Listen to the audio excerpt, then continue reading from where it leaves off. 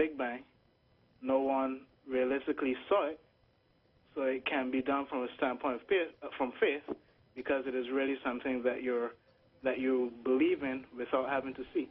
And it's the same thing for theists as well. Okay, there's about 6 things that are kind of wrong that I want to address, and I'll trade off, and I'm sure Jeff spotted all 6 of them as well. The first thing is that atheism and evolution are in no way tied together. My atheism is not dependent on an acceptance of evolution or anything else. It is entirely dependent on the theistic claims have not met their burden of proof. So that's number one. The other is that your example of having to take it on faith that your mother is your mother is not true. I mean, first of all, we can do DNA testing to verify that my mother is my mother. And that also applies to questions about Big Bang origins. The Big Bang cosmology is a scientific theory that made testable predictions. And then we went out and verified those predictions by observing the cosmic microwave background radiation, et cetera. This wasn't just a hunch that we're accepting on faith. It is the best explanation that is supported by evidence. Okay, furthermore, there is a scientist called Dr. Robert Gentry. I don't know if you've heard of him. How did we get to furthermore? Because if I can understand your point of view from saying that, because I did present in my question an opposite point of view, that that the person can know it if whatever it is, I guess, based on it being videotaped or, as you said, DNA testing. So I'm confused, though, because you presented some things, I responded to them, and then without acknowledging whether you agreed with my response or not, you just said furthermore and wanted to move on. Okay, I agree that, yes, with DNA testing, that, yes, the person can know that. Okay. But I agree from that point. I don't disagree. So that my not acknowledging maybe that I would have agreed with what you said. So that's fine. Okay. So that's what I said. Furthermore, I'm asking, have you heard of the scientist Dr. Robert Gentry? That name's not familiar. Okay, he's a theist scientist who, throughout the 70s and 80s, was able to look at the introduction of polonium halos and their ability to, or their responsibility for the existence of granite. And he was able to look at their half-life, which was about, I believe, 3.5 minutes. Oh. And it was extremely short. And in his publishings, it made scientists start to wonder if what he's saying is true, because for that to have such a short half-life is almost, as to say, instantaneous, which goes along with creation, and the Bible which says that when God spoke, things came into existence immediately. And, there has been very good evidence. He's gone through the different polonium halos, and many a times when he wrote to the journals, and if there's freedom of speech, no one has to tell him that he can't write this or write that, because he's presented it and they've told him to revise it. And the only reason was that they had problems with it because it seemed to be endorsing and actually proving creation to be true. So I'm saying that, once again, Yes. If there's freedom of speech, freedom of the press, he should have been allowed to publish that without them having to tell him to revise it and put something different. Hey, Stephan? Yeah. When did he come up with this? You said in the 70s? Around the late 70s to the early 80s. Okay, so... He wrote a book called Creation's Tiny Mystery.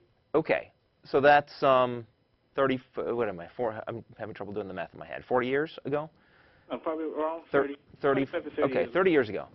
Yeah. And how much traction is that getting in the scientific community? Right. Actually, it's been published for quite a number of years. Yeah. And there has been a push by creationists to be able to, based on this evidence and other evidence from... No, but, but hold on. The point of... what I'm asking is, tell me about all the other scientists who are reviewing his work and finding out that he is correct and that the scientific community is coming over to his way of thinking. Is that the case?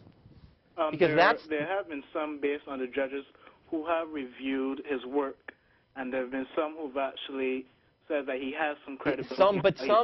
Some is not how it works in science, right? There's a lot of scientists out there, and you know, a guy comes up with a claim. Anybody can say anything. The question is, after 30 years, is this guy's claim making, you know, is it taking over the you know, scientific worldview? Is it? It's not taken over because the majority of the world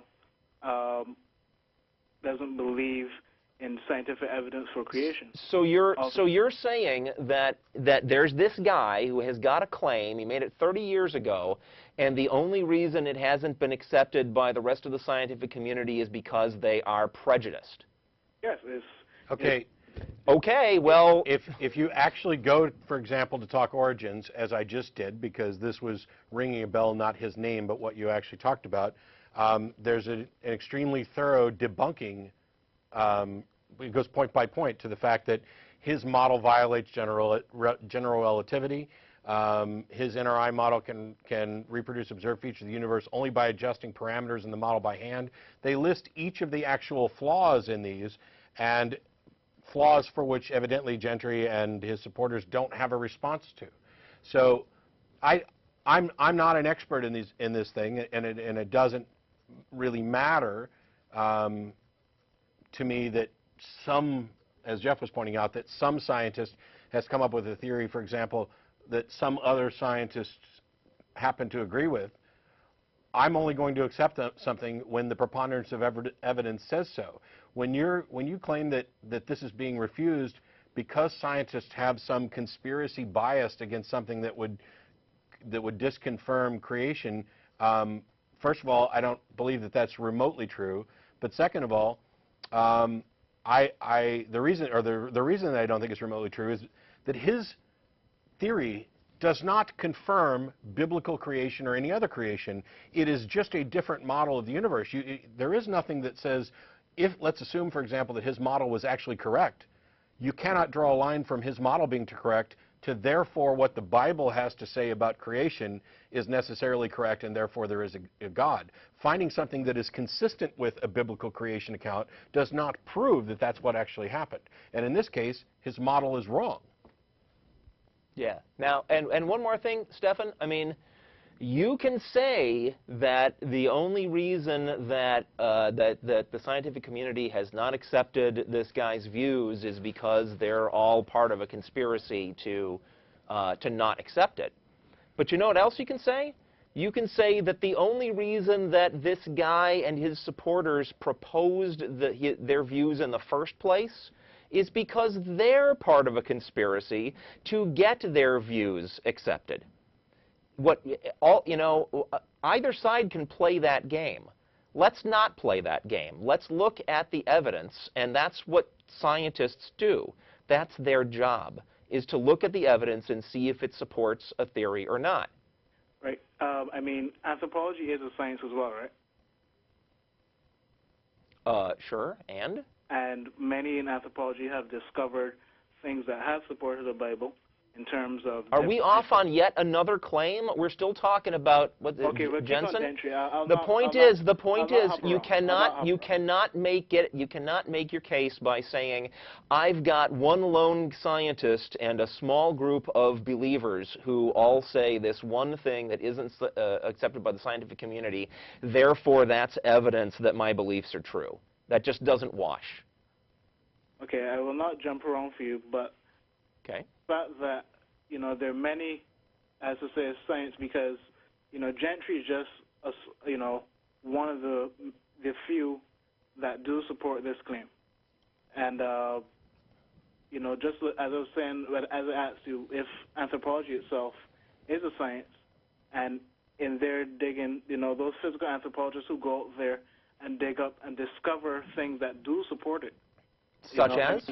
You know, you have anthropologists who dig, you know, who make excavation digs. Okay, let's cut to the chase. Things that let's cut to the... I'm sorry. Stefan, may I? Yeah. Well, so let's cut to the chase. What have they discovered? Have they discovered anything that's evidence that any supernatural